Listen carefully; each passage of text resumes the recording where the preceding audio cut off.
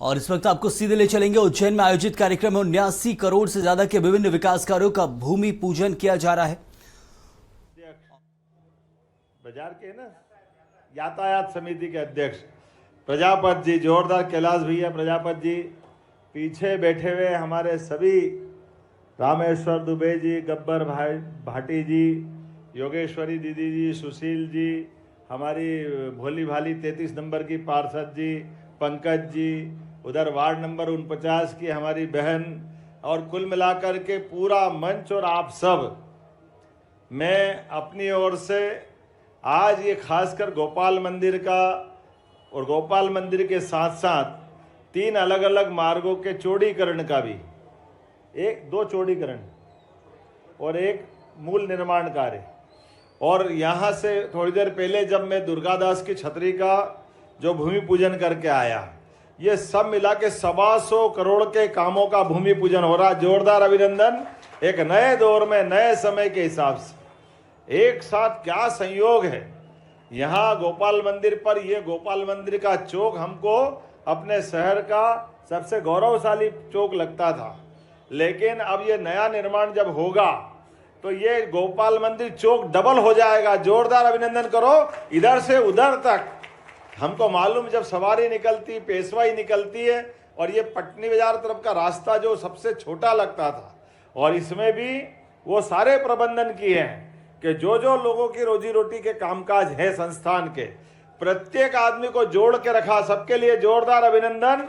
हमारे इस योजना के प्रोजेक्ट से किसी के मन में कोई कष्ट नहीं है, कोई परेशान नहीं, सबको जोड़ के चलने के लिए ये जो हमारी अपनी भावना है कि हाँ विकास होना चाहिए, लेकिन इनके साथ में ये हमारे ऐसे लोग छूट रहे हैं, उनको भी जोड़ दें।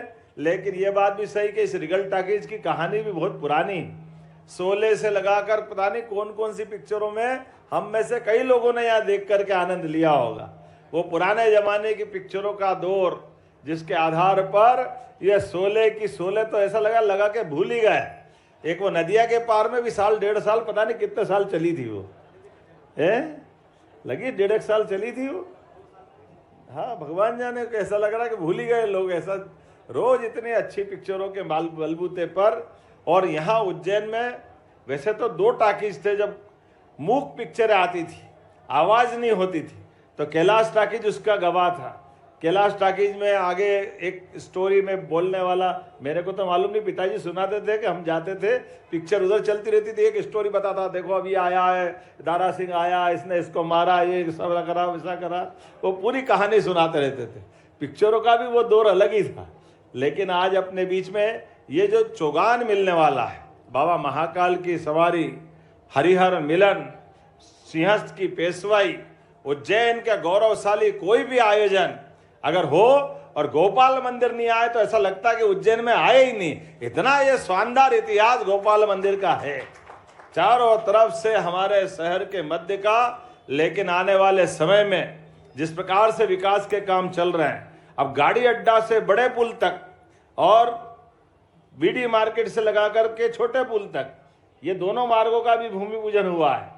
हमारे बीच में एक एक करके वो सारे काम, जिनके बलबूते पर हमारे उज्जैन की गौरव गरिमा और बढ़े, हमारे अतीत के वो गौरवशाली पृष्ठ, ये सामने गोपाल मंदिर का समय। लेकिन ये जो अपना वर्तमान का रिगल टाकीज, पुराना नगर निगम, आपको जानकारी के लिए बताना चाहूँगा, ये यहाँ पर बाईजाबाई सिंधिया जी का महल था पुराने समय। यहाँ जिनने गोपाल मंदिर बनवाया, वो बाईजाबाई की प्रतिमा भी गोपाल मंदिर में भगवान के साथ कोने में लगी हुई है। उनकी अपनी पूंजी से, निजी खर्च से गोपाल मंदिर का ये निर्माण कराया गया था, और उनके मन में आस्था थी, इसलिए अपने मकान के सामने गोपाल मंदिर बनाना, और उस भाव के आधार पर ये गोपाल मंदिर बना। लेकिन इस गोपाल मंदिर में एक गौरवशाली पृष्ठ और जुड़ा हुआ है, जो उज्जैन का हमको और गौरव देता है। 1000 साल पुराना महमूद गजनबी जब सोमनाथ का दरवाजा तोड़कर ले गया अफगानिस्तान आगे कांधार तक, तो यहाँ के महाजी राजा सिंधिया ने अपनी सेना के बलबूते पर पूरे देश में कई सारी लड़ाइयाँ जीती, और एक लड़ाई तो लड़ते लड़ते अफगानिस्तान के आगे तक पहुँच गए, और वहाँ से युद्ध में जीतने के बाद चांदी का दरवाजा जो पन्ने के पल्ले से बना हुआ है, वो दरवाजा अभी गोपाल मंदिर के गर्भगृह के बाहर लगा हुआ है। वो दरवाजा नहीं, वो गौरवशाली इतिहास है हमारा सबका। जोरदार अभिनंदन करें उज्जैन के लड़ाके। ऐसे सारे गौरवशाली पृष्ठों को हासिल करने में सामर्थ्यशाली है। ऐसी कई सारी चीजें हैं, लेकिन आज के इस अवसर पर जब विकास का कारवां चल रहा है तो माननीय प्रधानमंत्री का जोरदार अभिनंदन करें श्रीमान नरेंद्र मोदी जी का। दोनों हाथ ऊपर करके अभिनंदन कर रहे माननीय मोदी जी का। कितने शुभंकर है वो। उनने अपने हाथों से महाकाल के महालोक का लोकार्पण किया और उज्जैन की पूरी दशा बदली हमारे बीच। वैसे तो ये अमरावती नगरी है, जिस अमर नगरियों में से कुछ नगरियों की कल्पना की गई है, और केवल अमर नहीं, जिन नगरियों में रहने मात्र तो छोड़ो, एक दिन कोई गुजार दे, एक छिपराजी में कोई डुबकी लगा ले तो उसको मोक्ष मिल जाता है। जन्म जन्म के चक्कर से मुक्त करने वाली नगरी। अयोध्या, मथुरा, माया, काशी, कांची, अवंतिका, पुरी, द्वारा, वतिश्चैव सप्तैते मोक्षदायिका। ये जो 7 पवित्रतम नगरियां हैं, उन 7 पवित्रतम नगरियों में हमारी अवंतिका है। अवंतिका जिसका कभी अंत नहीं होगा। हर काल में, हर समय, हर युग में इसकी अपनी आभा कीर्ति और यहाँ की कहानियां हमारे लिए हजारों हजार साल से इसी के प्रांगण में कभी विक्रमादित्य अपने घोड़े दौड़ाते हुए अपनी विजय पताका दुनिया भर में फहराते फिरे। यहाँ के ही आंगन से निकले हुए महाकवि कालिदास अपनी रचनाओं के माध्यम से अमर हो गए। ऐसे एक नहीं, वराहमिहिर से लगा करके कई सारे लोग, राजा भोज से लगा करके सिंधुराज तक, मुंज से लगा करके उदयादित्य तक, अशोक से लगा करके चंड प्रद्योत तक, पूरा देश जिनके नाम के आगे थर्राता था। चंड प्रद्योत उस काल के दौर में 2500 साल पहले जब उज्जैन से अपनी यात्रा प्रारंभ करके दुनिया के अंदर नाम कमाते थे, उज्जैन राजधानी का गौरव और गर्व पाती थी। आज के इस अवसर पर हम वीर दुर्गादास को भी याद करेंगे। दुर्गादास जी वो महान स्वतंत्रता सेनानी जिनने अपने साम्राज्य उदयपुर साम्राज्य लिए, राजस्थान में जोधपुर साम्राज्य के लिए उनके अपने जीवन में कई लड़ाइयां, और एक पीढ़ी नहीं, 2 पीढ़ी, 3 पीढ़ी लगातार उनने अपनी देशभक्ति के बलबूते पर, कोई एक व्यक्ति कितने प्रकार से लड़ सकता है, और जिनके बारे में कहा जाता था कि वो खाना खाने के लिए भी घोड़े से नहीं उतरते थे, वो अपने भाले से ही बाटी पका लेते थे। 24 घंटे अनवरत मेहनत करने वाले, 24 घंटे लगातार संघर्ष करने वाले, जीवन की सब बड़ी से बड़ी लड़ाई लड़ने में अगर कोई सामर्थ्यशाली रहा है तो हमारे बीच गौरवशाली वो वीर दुर्गादास जी का इतिहास भी है, जिनकी आखिरी इच्छा थी कि अगर शरीर छूटे तो बाबा महाकाल की नगरी में छूटे। इसलिए वो आखिरी समय में हमारे उज्जैन में चक्रतीर्थ के पास उन्होंने अपने प्राण त्यागे थे। उनकी छतरी का भी आज जीर्णोद्धार करने का काम किया है। जोरदार अभिनंदन करें हमारे अपने गौरवशाली वीर दुर्गादास को नमन करते हुए, क्योंकि ये स्वतंत्रता सेनानियों की नगरी भी है, ये स्वतंत्रता प्रिय लोगों की नगरी भी है। कई कई इतिहास के ऐसे पृष्ठों को लेकर के चलने वाली नगरी है, जिसके आधार पर न केवल 2000 साल पहले सम्राट अशोक के विक्रमादित्य के समय शकों को परास्त करने वाला किस्सा हो, या उसके बाद के हूण वाला किस्सा हो, या बाद के काल में मुगलों का काल हो, हर काल में बाबा महाकाल ने अपनी एक अलग पहचान बनाई। हर युग में, हर समय इस नगरी की अपनी ऐतिहासिक गाथा रही है। आज इस अवसर पर जब मैं गोपाल मंदिर पे बोल रहा हूं, तो अभी 2 दिन पहले लगातार 4 दिन तो ऐसे हो गए कि लगता है कि पूरा प्रदेश एक साथ विकास के कितने सारे मोर्चे खोल रहा है। कितना आनंद आ रहा है जब हमारे बीच हमारे राष्ट्रीय अध्यक्ष जगत प्रसाद नड्डा जी ने हमारे लिए परसों 2 आदिवासी अंचल में, एक सिंगरौली और एक श्योपुर में मेडिकल कॉलेज की सौगातें दी। जोरदार अभिनंदन करें। प्रदेश के अंदर अब आज की स्थिति में 16 मेडिकल कॉलेज हमारे हुए हैं, और इतना ही नहीं, एक साल में 5 मेडिकल कॉलेज, गए साल 3, 2 इस साल, और 4 पीपीपी मॉडल पर। वो गया जमाना 1956 से लेके 2002-3 तक 55 साल में केवल 5 मेडिकल कॉलेज मिले थे मध्य प्रदेश को।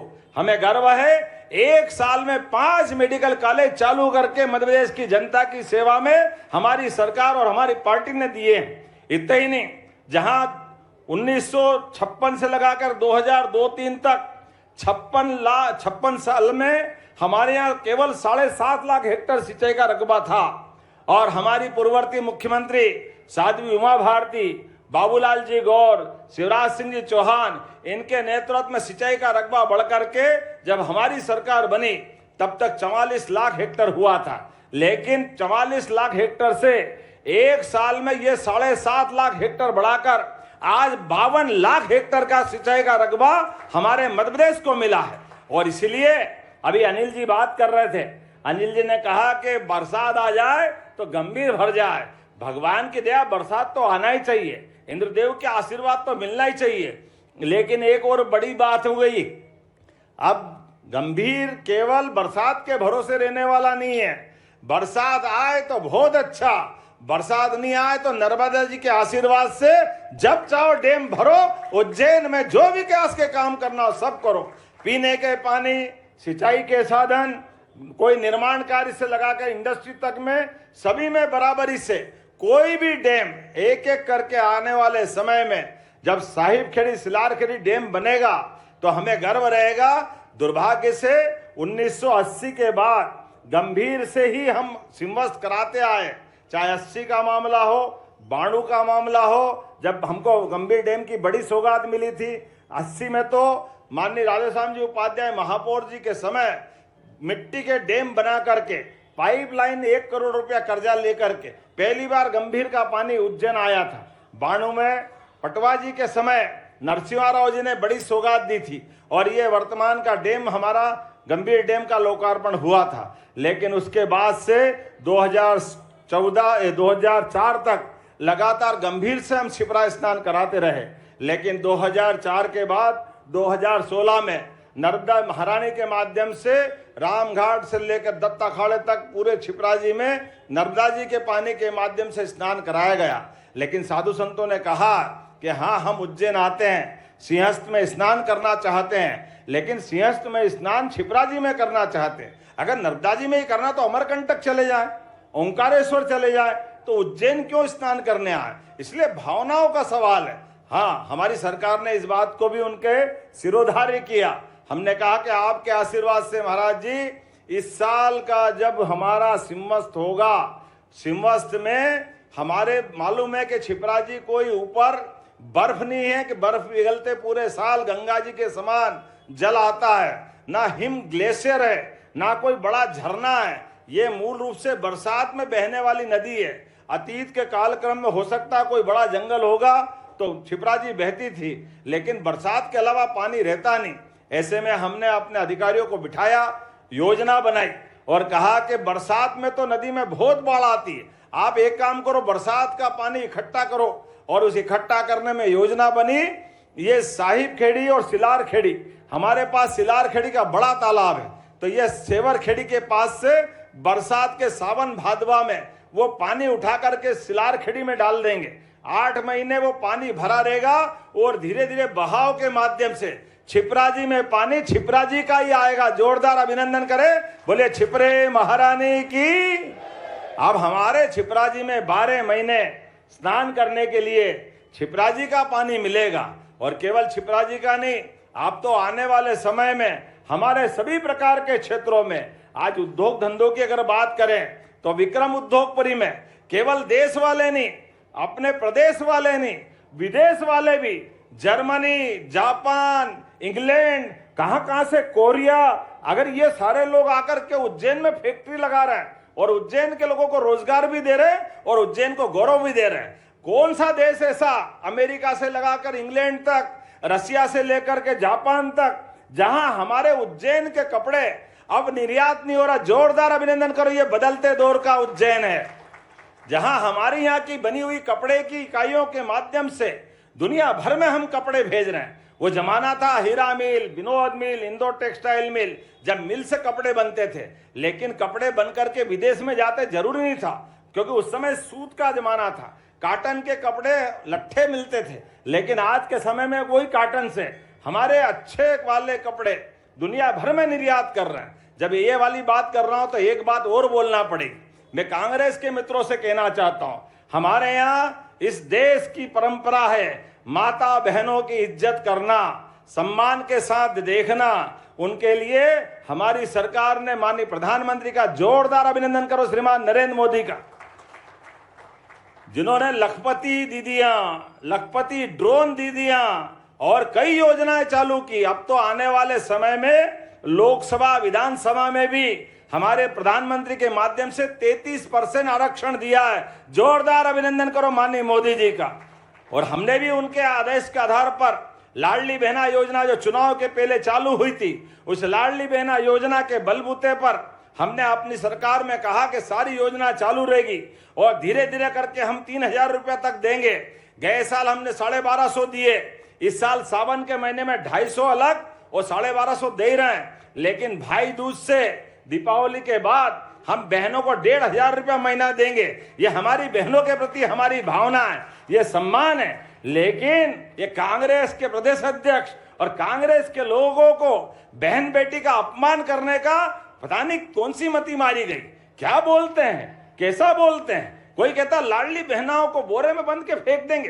अरे वाह, तुम्हारे काका जी का राज है, ऐसा कर दोगे, कैसे बात कर रहे हो। लेकिन कोई कहता कि ये बहनें पैसा मिल गया तो दारू पीती है। अरे शर्म आना चाहिए, डूब मरना चाहिए तुम अगर ऐसी बात करते हो। माफी मांगना चाहिए, प्रदेश की जनता माफ नहीं करेगी। बहन बेटी का अपमान ये प्रदेश सहन करने वाला नहीं, किसी हालत में इस बात को बर्दाश्त नहीं कर सकते। पता नहीं कहां के आंकड़े लिया है, खुद की उतरी नहीं होगी रात में, पता नहीं क्या हुआ, किसके लिए कह रहे भगवान जाने, क्या मालूम क्या चक्कर है। जैसी बुद्धि वैसी बात। क्या कह रहे हैं, ये आंकड़ा लिया है। अच्छा हुआ दैनिक भास्कर में इस टेबल छपी है जिसके माध्यम से कहा कि सबसे ज्यादा दारू पीने वाले हो सकते कहीं भी होंगे, लेकिन ये गारंटी से कह सकता हूं हमारे ही प्रदेश की बहनों का अपमान करने का अधिकार हमारी सरकार और हमारी पार्टी बिल्कुल देने को तैयार नहीं है। हम सब अपने बहनों के लिए, अरे हमारे यहाँ तो साल में 365 दिन 500 त्योहार मनते, और कौन सा त्योहार बहन बेटी को आगे रख के नहीं मनाते। ऐसे माहौल में अगर इस तरह की बात करोगे, लोकतंत्र में तो ये कतई बर्दाश्त करने वाले नहीं। लेकिन पता नहीं क्या बुद्धि है।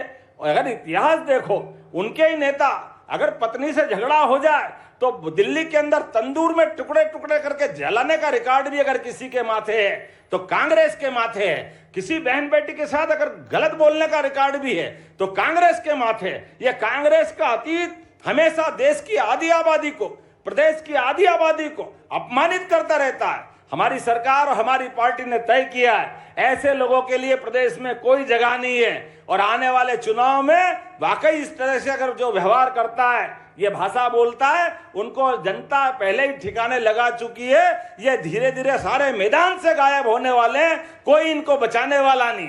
तो आज के इस अवसर पर जब कई सारी सौगातें मिल रही है, ऐसे में एक बात और बताना चाहता हूं। हमारी सरकार के माध्यम से हमारी पार्टी की लाइन है कि हाँ, हम 27% आरक्षण देना चाहते हैं। और 27% आरक्षण देने के लिए हमने तो दिल खोल के कहा है कि आओ हम अपने इस 27% आरक्षण में, कांग्रेस के लोग कह रहे हम भी देना चाहते हैं, हमने भी दिया, आपने भी दिया। हमने कहा भैया आपकी बात मान लेते हैं, कल सर्वदलीय बैठक बुला लेते हैं। सर्वदलीय बैठक में आपका वकील भी, हमारा वकील भी, जब सुप्रीम कोर्ट ने तय कर दिया है कि 23 सितंबर से डे टू डे की तारीख लगेगी, तो अब हमारी तो सद्भावना है कि आओ हम मिल बैठ करके एक साथ लड़ें। अगर लगता है हर एक वर्ग के लिए, चाहे एससी हो, एसटी हो, ओबीसी हो, ये माननीय मोदी जी की पार्टी जिनने सामान्य वर्ग को भी पहली बार 10% का आरक्षण दिया, जोरदार अभिनंदन करो माननीय नरेंद्र मोदी जी का।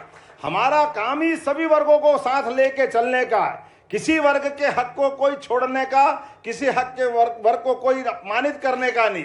लेकिन जो राजनीति करते हैं उनका हम कुछ नहीं कर सकते। तो हमने कहा कि आइए हम सब मिलकर के विकास के एक एक एजेंडे को नीचे तक लागू करें और यशस्वी प्रधानमंत्री के नेतृत्व में प्रदेश को नंबर 1 के राज्य के स्तर पर पहुंचाएं। आइए हम सब इस बात पे सहमत है। तो मेरी अपनी ओर से बधाई देते हुए, हाँ ये नया भैया उन्नयन की घोषणा कर दो आप। चलिए बैठिए। एक मिनट, ये अनिल जी, माननीय मुख्यमंत्री जी से मैं मांग करता हूं कि क्षीरसागर स्टेडियम है वो पवेलियन के रूप में कन्वर्ट हो जाए। ताली की गड़गड़ाहट के साथ सब लोग खड़े होकर अभिनंदन करिए। खड़े होकर, बड़ा प्रोजेक्ट है, खड़े होकर अभिनंदन करिए भैया। देखो अनिल जी, मैं आपकी बात बिना के ही मानता हूँ। आप बताओ, अनिल जी के क्षेत्र में मैं लड़ता तो दक्षिण से हूं, लेकिन रोज भूमि पूजन लोकार्पण आप ही के क्षेत्र में हो रहा है। बताइए, हमारा उज्जैन है, आपका और हमारा उज्जैन है। चुनाव में भले रचना हो सकती है, इसलिए आप बताइए 10,000 करोड़ की मेट्रो ट्रेन की सौगात मक्सी रोड से, यहाँ आगर रोड से चलेगी और ठेठ इंदौर होते हुए कहाँ पीथमपुर तक जाने वाली। जोरदार अभिनंदन करो, ये नई दौर की नई व्यवस्था। मेट्रो ट्रेन बड़े बड़े नगर में मिलती थी, हमारी सरकार ने धीरे धीरे तय कर दिया।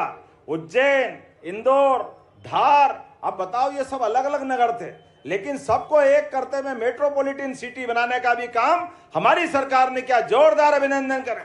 बदलते दौर में आप तो अंदाज लगा लो, इंदौर गेट से लगाकर निकास तक का 2 लेन, ऊपर भी सड़क पे गाड़ी चल रही है, नीचे भी चल रही है। ऊपर वाला ऊपर से निकल रहा, नीचे वाला अपना काम कर रहा है। बदलते दौर में कितनी सौगात लोगे अनिल जी। और अभी तो एक सौगात और, अब तो ये आपका मंडी गेट के आगे से वहां अगर रोड से 4 लेन फिर ऊपर बन रहा है, नीचे भी 4 लेन, 4 क्या 6 लेन है नीचे। तो यहां से लेके ऊपर से रेलवे स्टेशन के देवास गेट से होते हुए इंदौर गेट और इंदौर गेट से गेल फैक्ट्री तक। अब कहाँ गेल फैक्ट्री, सीधा सीधा अपना वहीं आ गया नाना खेड़ा चौराया बस स्टैंड तक। ये 4 लेन ऐसा लग रहा है कि कहाँ की दुनिया में है, ऐसा लग रहा है कि अपन है कि नहीं जा। चिमटी खोल के देखो, लगता है कि बदलते दौर में उज्जैन कहां से कहां जा रहा। जोरदार अभिनंदन करो अपनी इन सारी व्यवस्थाओं के लिए। लेकिन अनिल जी, जो जो आप चाहोगे सब होगा।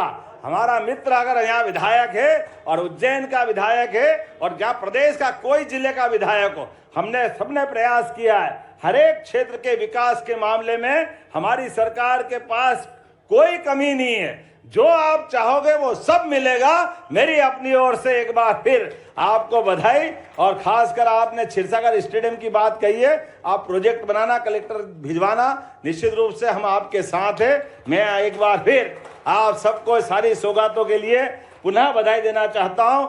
मेरे साथ सब जोर से बोले, भारत माता की, भारत माता की, भारत माता की। बहुत बहुत धन्यवाद। भारत माता की जय। हार्दिक धन्यवाद यशस्वी मुख्यमंत्री जी। आपके योगेश्वर प्रयासों से मध्य प्रदेश का स्वर्णिम युग के हम साक्षी बन रहे हैं। और आइए अब देखते हैं एक वीडियो रीगल टॉकीज